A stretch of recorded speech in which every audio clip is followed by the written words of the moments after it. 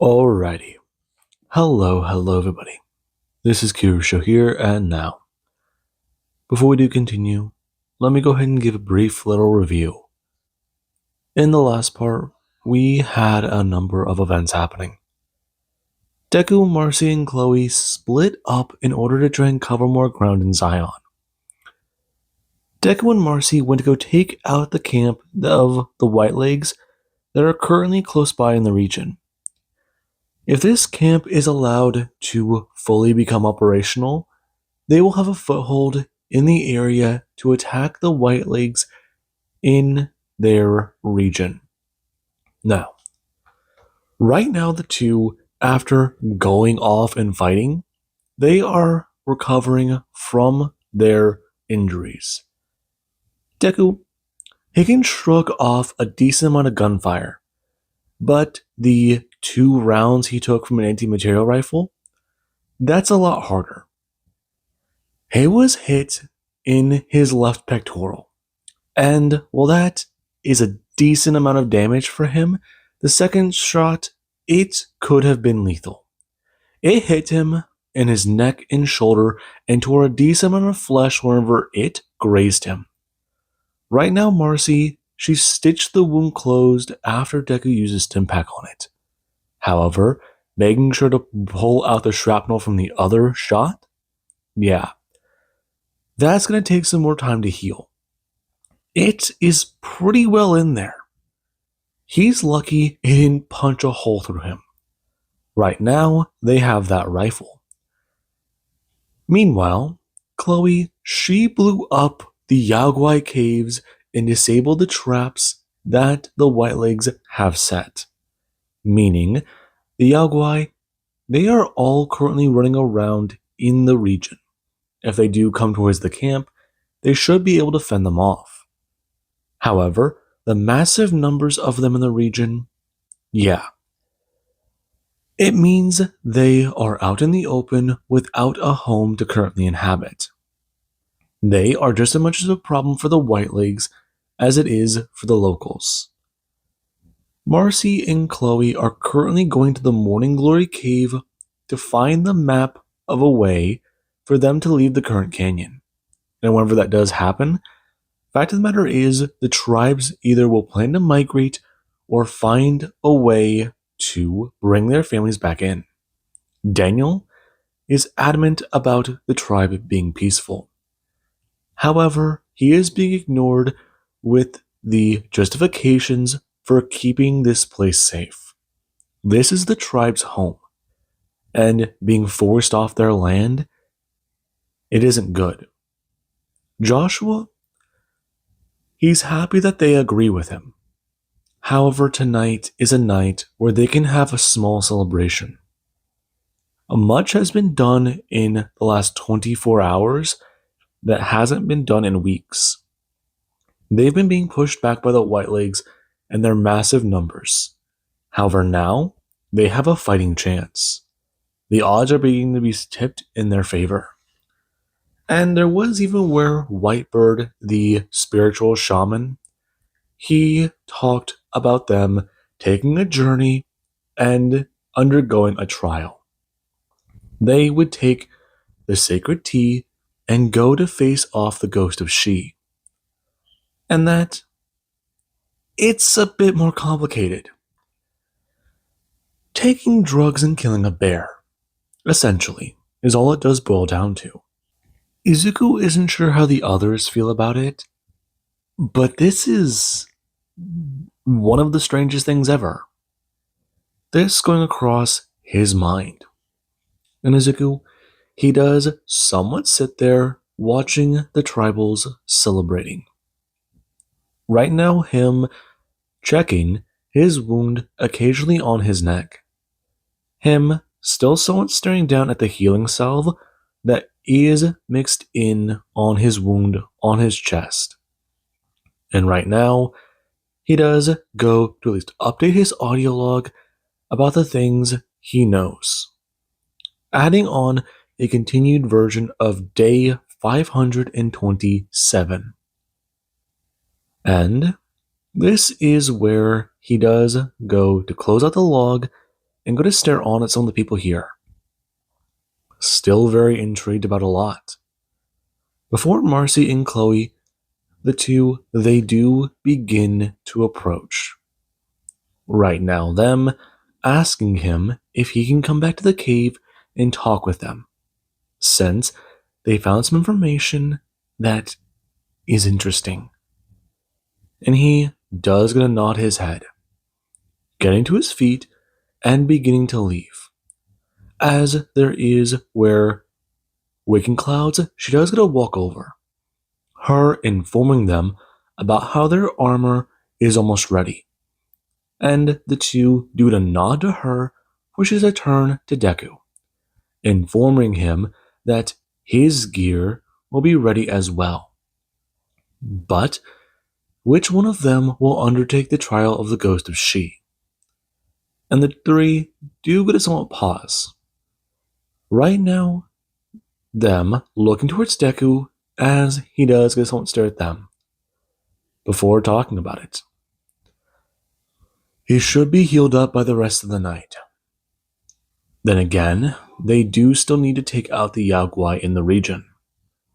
It should be easy for them to do that if they're in agreement with it. Right now, the two looking over at Deku, and they do talk about it. Chloe expressing. She's not going to say no to the trial, but is there some sort of limit to the weapons? I mean, she fought a Yaoguai, and she nearly got out by the skin of her teeth, her somewhat pointing to her side, talking about it. She's still got some of those fucking claws on her. And, well, it was interesting. She's not sure how this all will work. And Waking Clouds does express. The tea is safe. However, the journey, it will show them much. It will help open their minds. And Chloe does nod her head, assuming it to be similar to some of the chems she has taken. And Marcy, she herself is intrigued about it. The Doro root is poisonous, but they have a way to ingest it? She's assuming it reacts differently whenever drinking rather than put into a wound. Wherever the case may be, it might be a powerful hallucinogen. Then again, that on her mind. Right now, her going to talk about it.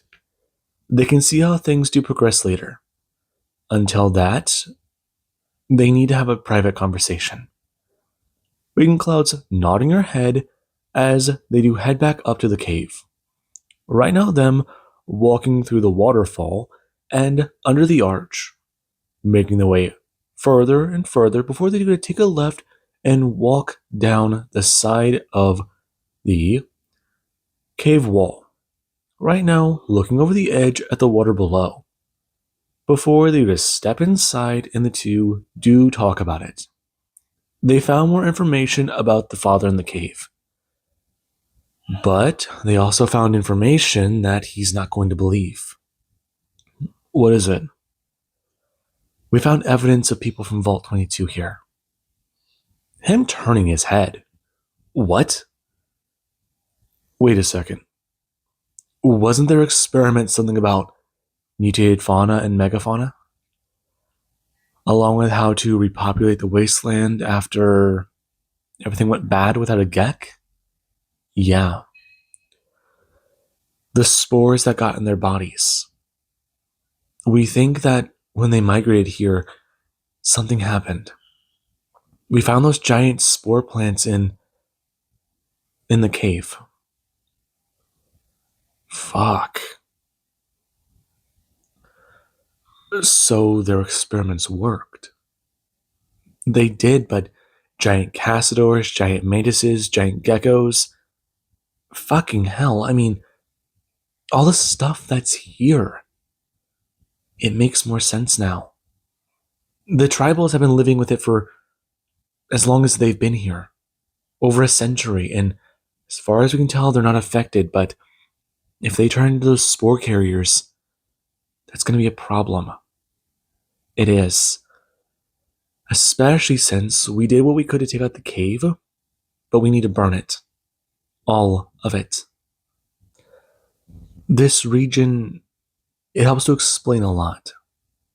With all the stuff that Vault 22 did, the megafauna that we're dealing with here, the giant geckos, the giant cassadors, the giant mantises, the yaguai, it explains them way more than we thought possible.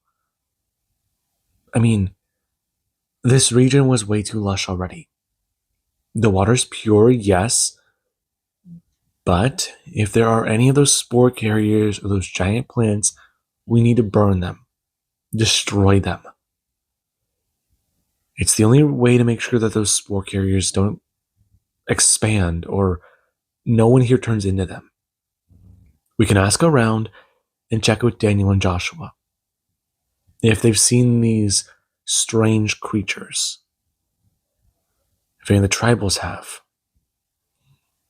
If they have, then we need to track them down. Find these plants. Right. That does sound serious. This trial could be a good way to get us to do it, though. Them looking back up at him. And he does gotta raise his hands. Hey, they already have to deal with the Yao Guai. They're gonna be going all over Zion, right? Through the valley, through the canyons. If this isn't a golden opportunity for it, then it means something. They can take out the White Leagues if they have any more camps and explore. I mean, what's the worst that can happen? Please don't say that. Fine, I won't. You're still healing. That looks like it might scar. I know, Marcy. But listen.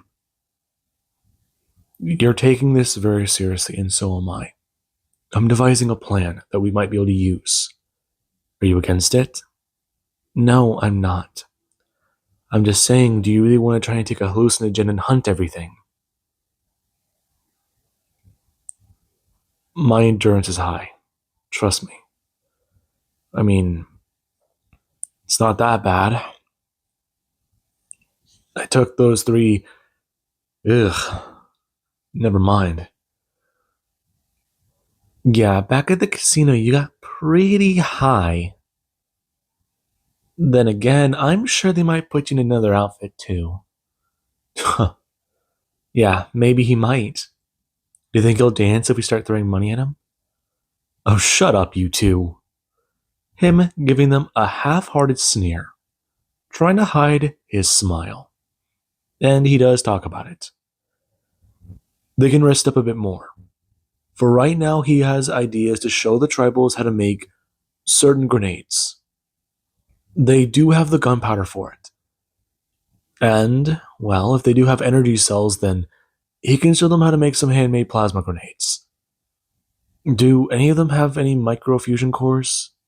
Or microfusion cells? Or energy cells at all? Them nodding their heads. Right now, them sorting through their own packs and gear and giving what they can to Deku. Him taking them and putting them in his bag and heading out. Right now, telling the two to get some rest, since the night certainly will be quite eventful. And Deku, he does go to gather some of the Dead Horse warriors along with some of the Sorrows. And Daniel, he does go watch them as they do to start crowding around Deku at a campfire. Joshua turning his head and watching what Deku is beginning to do. Him making his way over as Deku, he does start to tell them about how exactly to make a tin can grenade. And he does even go to hold up one of the fusion cells and go to pass it around, telling them about what these things are. And the tribals, they're quite alarmed about what this thing is said to do. It is unlike a bullet, one of their lead throwers, or one of the bows and arrows that they saw this man carry. It is a battery for an energy weapon. It is a weapon that fires plasma. It fires something like another weapon, but it's a bright beam that makes the air burn and smell odd. Right now, them watching Deku messing around with it as he does go to show them about what it does. And whenever they do to see him messing with it a bit more, he does tell them about how these things do function, taking them out and showing them how the tin can grenade does work. Right now, them watching it blow and going to stare on. But whenever Deku does throw this plasma grenade, they do to watch it fly through the air and arc, crashing to the ground as the impact does make it detonate into a green burst. And some people do get to stagger backwards, horrified. Some alarmed, even surprised by the strange, pretty color. And some, they do begin to whoop and cheer about this invention. Right now, him going to show them what to do. And he should at least be pretty clear about it. Joshua, watching Deku as Daniel, he does stare on a little bit more annoyed. And Izuku, he does let the tribals explore what they're doing with these energy cells. Though he does make sure to keep a good eye on what they're all doing, showing them step by step, and even trying to let them do it on their own. But he does tell them about the warnings that these cells do become unstable. And if that does get to happen, chuck it as far away from themselves as they can, since they're just as likely to detonate it if they do something wrong. And they do begin to feel the tension trying to create these things. Some of them do very well. Some of them have to chuck their energy cells. And others, they do try to take a little too long to do what they're doing, some giving up, and others quite encouraged by their own successes, trying to stick with either other material or moving on to try it on their own. And there is where night does get a fall. The Sorrows are quite happy with their performances, some heading out in large groups to try out these explosives he helped them create. And there is where Joshua, he does approve about what Deku has done, as they do to sit around and start talking about a few things. The dead horses, after hearing about what Deku has taught the Sorrows, do begin to consider him like a wise man. And there is also the medical healer who can fly, the winged woman. And then there is the woman who is also a beast, but she has the ability to vanish, like a ghost of the night, like an unseen force. And the dead horses, they do help add on to the armor that they are creating for these people. And whenever it's presented to Deku, he does go to put it on, him quite intrigued. He has a leather bandolier. He has a tribal necklace, and even some leather bands that do go to cover his biceps. Along with that, he does have a short leather kilt that does seem a bit strange. He doesn't have shoes, but he does go to have metal plates that do to cover his legs and cover his shoulders. Almost like he's wearing a mantle but doesn't have a cape. And it's incredible. Right now, him going to be told about what's happening. The tribals, they are quite intrigued to hear about them undertaking their challenges. And Chloe and Marcy, they are given similar uniforms. Right now, Waking Clouds, she is quite happy about this. And there is where Whitebird, he does walk up. Right now, him with a strange tea as he says sit it down in front of Deku, walking over as someone does get a hold of a bowl with ground up fruits. Right now, them gonna bring it up as Whitebird, he does begin to paint symbols onto Deku's face. Him coating his arms and then going to place a white hand onto Deku's stomach. Him informing him about what will happen. Tonight he will go hunt, and if he is lucky, he will gain knowledge of his ancestors. He will learn much about their past, and he will even learn much of his own people. Zion will grace him with knowledge, and the hunt will grace him with clarity. Right now, him nodding his head, and the man, he does get a turn. Waking Clouds, along with a group of other women, going to help Chloe and Marcy with a similar situation. As there is where Marcy does ask about the trial. She's a bit worried about it. Her turning her head and watching as Deku, he does stand there with a charcoal handprint on his face. And he does get a turn smiling. However, whenever he does it down the T, she does it to watch him. Right now, him going to stagger back and then go to fall forwards on all fours. Him going to look up and into the fire. And there is where Marcy does turn staring at that. Watching his Deku, he does begin to elongate. He does begin to grow. His tail does get to enlarge behind his outfit. And it does go from sinking below his knee to getting shorter and shorter. Right now, it going to cover him modestly. However, he does go to stand there, large and massive. And they do to watch on. The leather and metal armor that he was given, some of it does expand. Some of it does not. And he does it to push it to the limit whenever he does it to take on a nearly full Deathclaw aspect. Some people backing up, and some still watching. But Deku, he does it to stand there. Right now, him about 15 feet tall.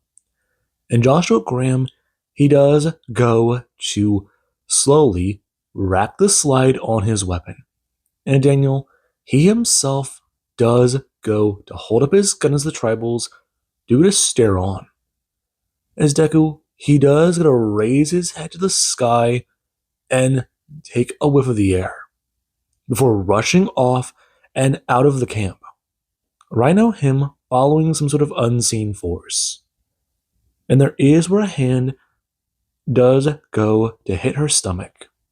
Marcy being snapped out of it by the cold feeling that does get to cover her chest. And when she has a look down, she has a stare at Waking Clouds. The woman, with her shaking hand, going to place it just above her navel, telling her she does have a mighty warrior. Then she does a look back up, staring at that, nodding her head and asking her, how did she become a fighter? We are forced to fight. For our home. I wish my children could see this. You have children? Yes. I am a midwife, but I do have many children of my own. I help members of our tribe. One day I may help you, if you do choose to stay. Oh, that's... I don't know. With everything that's happened to us, we're unable. Waking Clouds staring at her, blinking for a second, before she does give a small nod of understanding. Her not saying a word afterwards, and going to continue applying these makeups to her. And Chloe, just to look off in the distance where Deku ran off.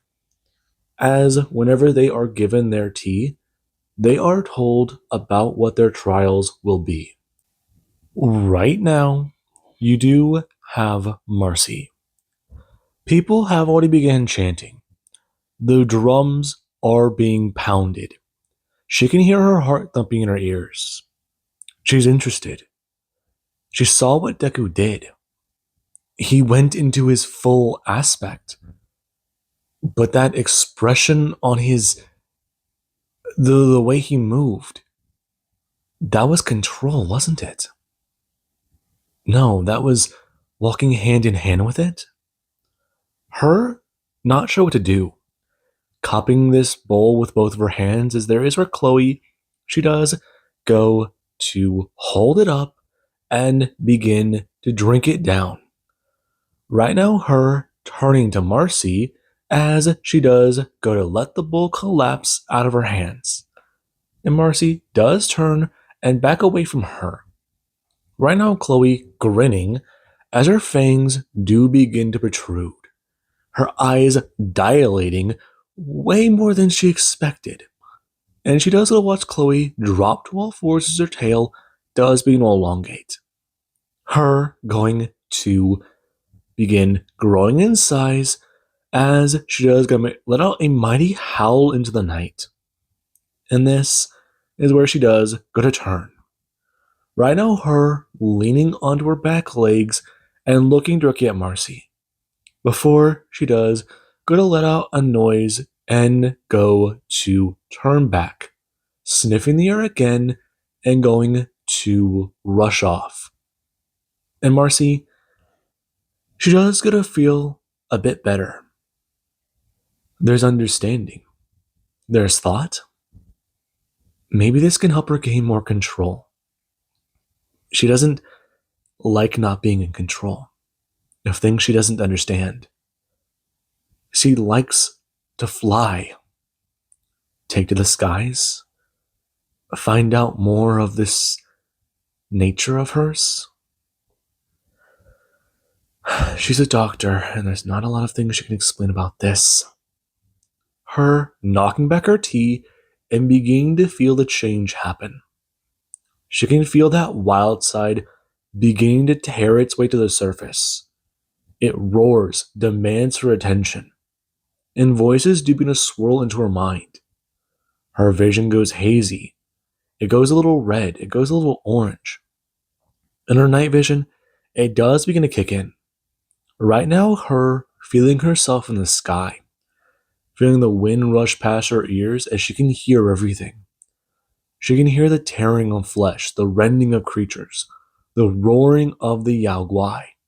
And the next sound she is going to hear is a mighty scream tear from her throat. And we do have where she does listen to a voice in her mind. Her feeling strange. Right now, looking off and over the side of the creature, seeing Zion with her own eyes, but feeling the beast flying through the air. She's here. She's with this creature, this part of herself. And she does get to sit down and begin to try and guide it. Not run from it, not hide from it. Work with it. Let it and her mind work together. Not fight, not rage, not rend everything that's trying to give her some sort of thought. Let the beast fly. Let her spread her wings and be the queen of the sky.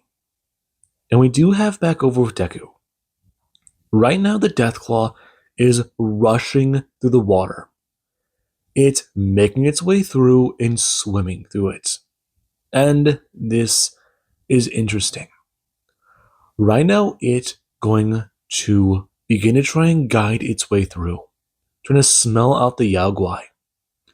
And whenever a Yao Guai can be seen, it does come rushing towards him. And when the two beasts do to clash, the monster does lunge forwards, crashing into the giant bear. And when the two do begin to try and have a contest of strength, there is where Deku, he does it a push back. Right now, him hearing the voices, hearing people he hasn't heard in over a year, his father's voice trying to tell him about what to do, wrestle this beast down, get a foot behind its leg, buckle its knee. And he does even get to hear his own drill instructor.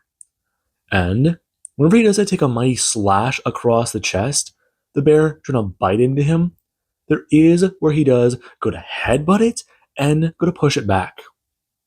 Right now, him slashing out into its own chest as the beast, it does go to stagger backwards, rushing back towards him and trying to force him into the ground. Trying to aim for his soft underbelly as Deku does roar at the Deathclaw about its weak spot. And it does a step backwards as it does take a small cut to its lower stomach. Right now, the pain ripping into it as it does go to bring its hands up and crash back into the bear.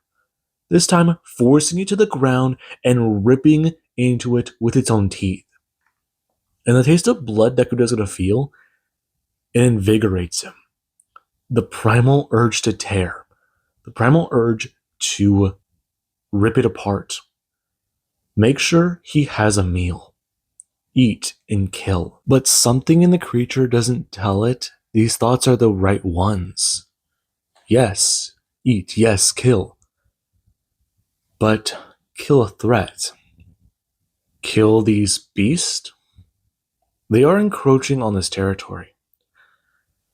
There are small ones that live here. There are things that have been kind, been friendly. Give this one companionship, friendliness, a home, a cave. It can fight, it can kill, it can lead. It can be the alpha. It is the alpha. But where is its pack? Where are the others it's supposed to be hunting with? Where are the others it's supposed to be with? Where are its people? And the Deathclaw, it does continue rushing through the night, killing anything it does get to come across, and trying to find the Yao Guai. It is vague. But then there is Deku. He finds himself riding on the Deathclaw's back.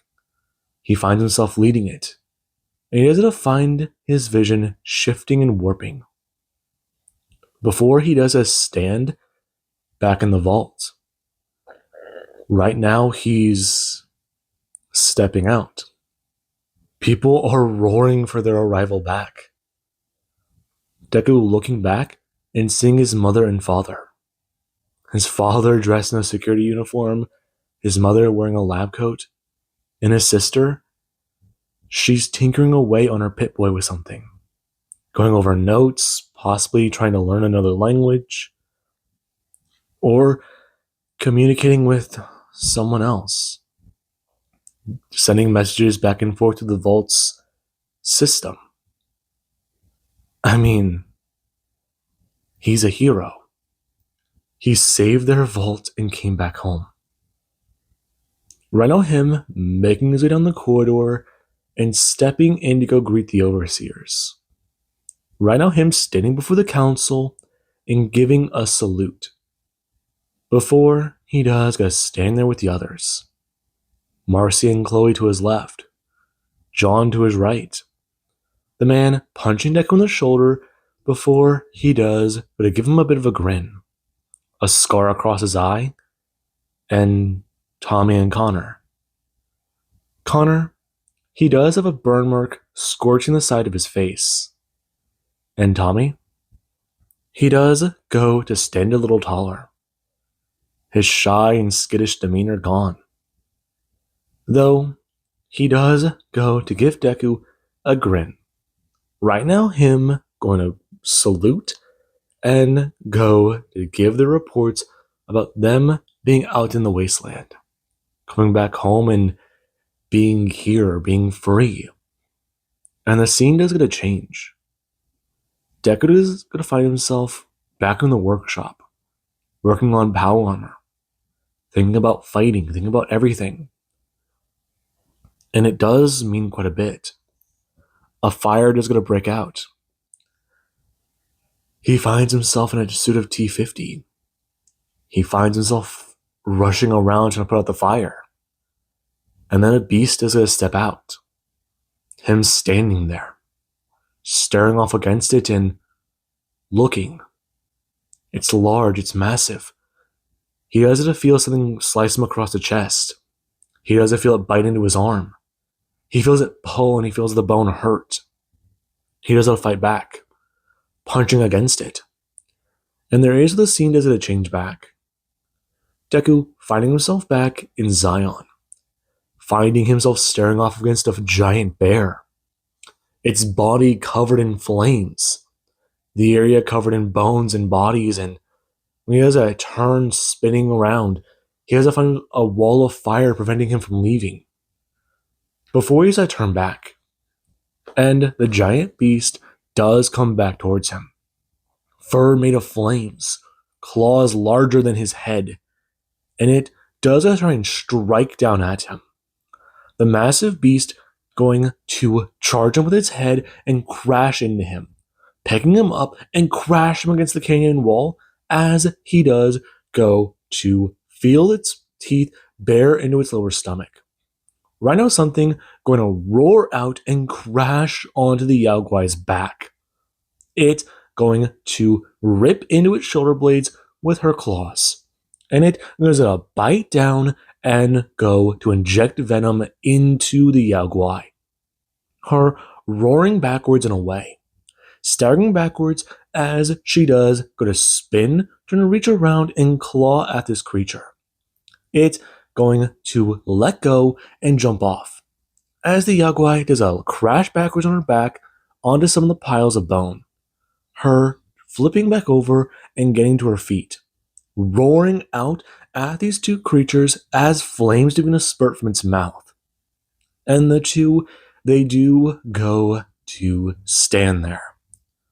Right now, them going to look at each other as potential threats.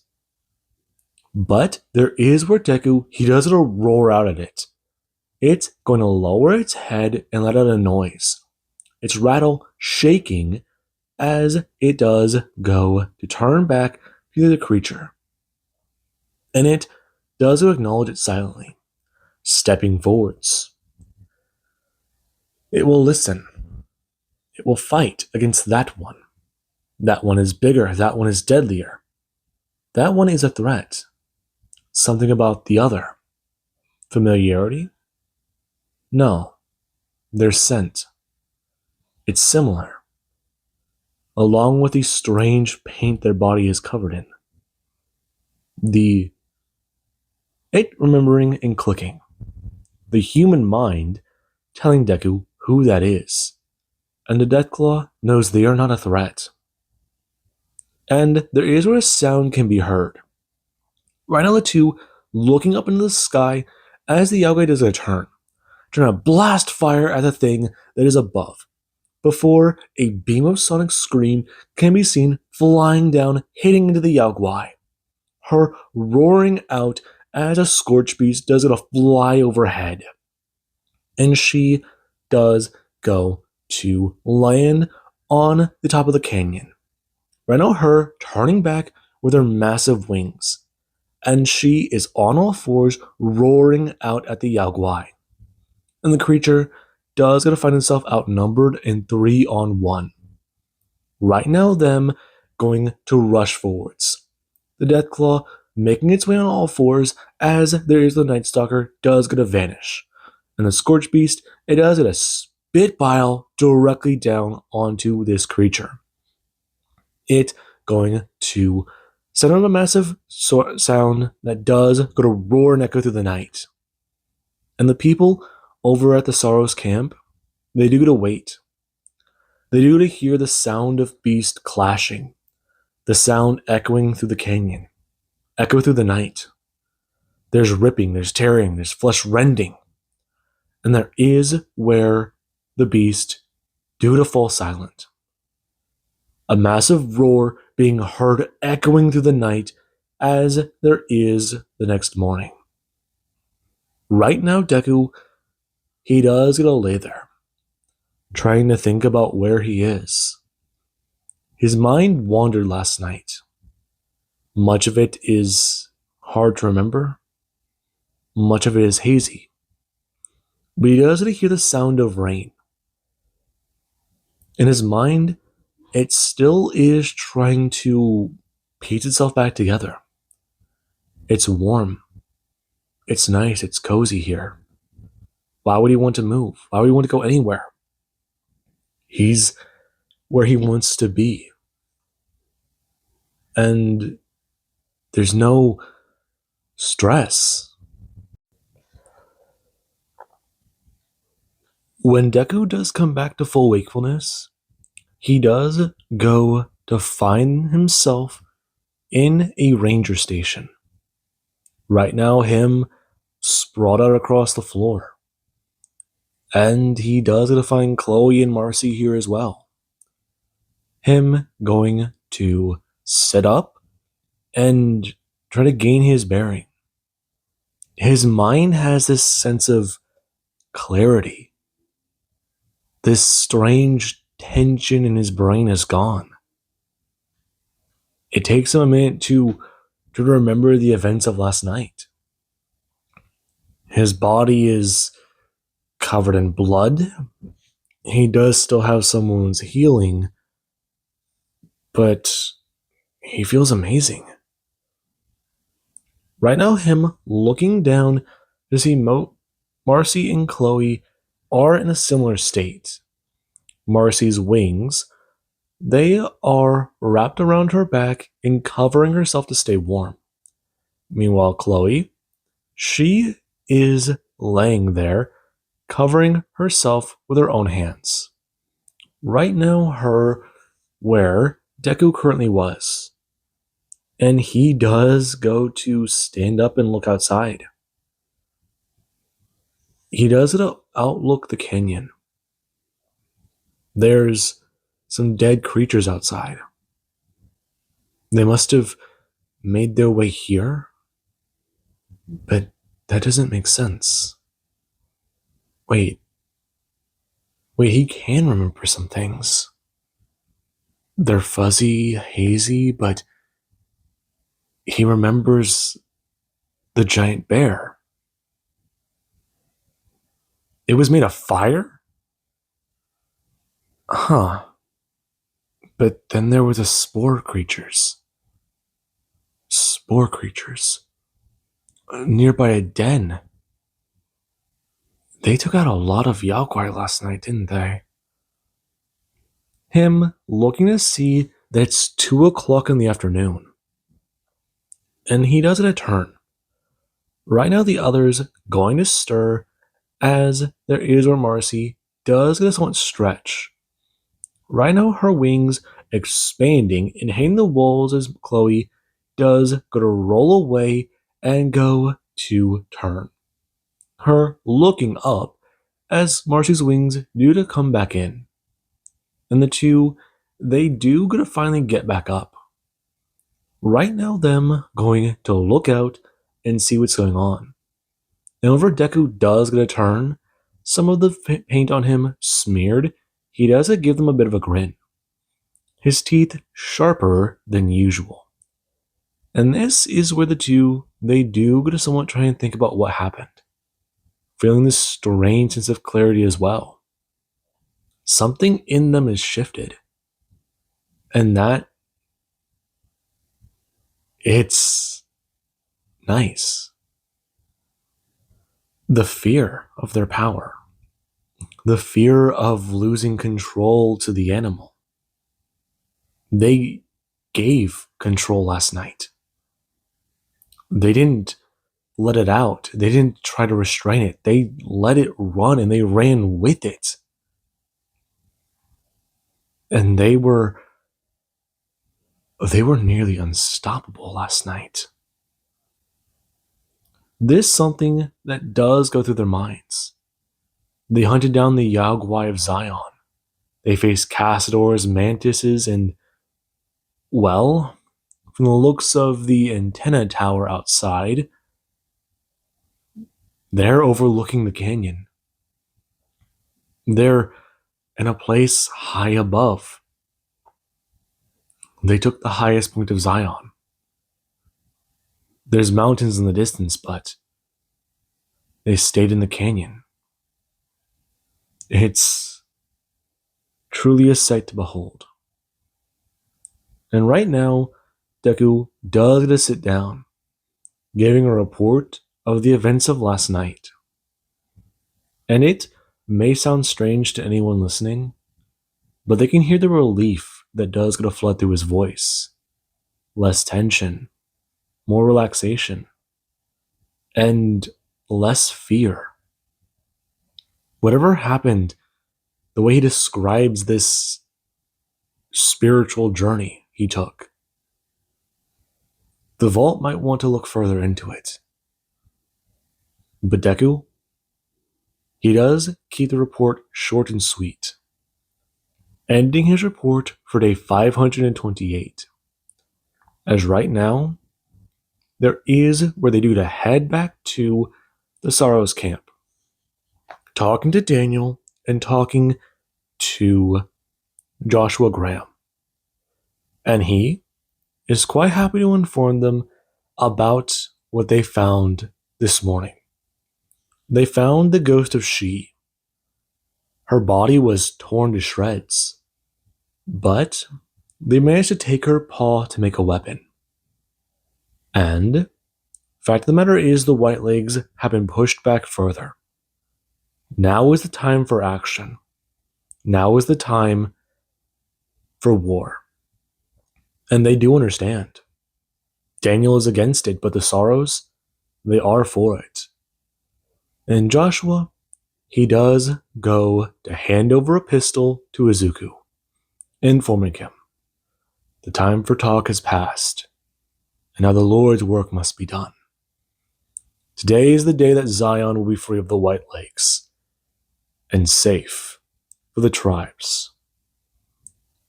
Today, God's anger will be their anger, and they will eradicate salt upon wounds. They'll drive them back, and they will be known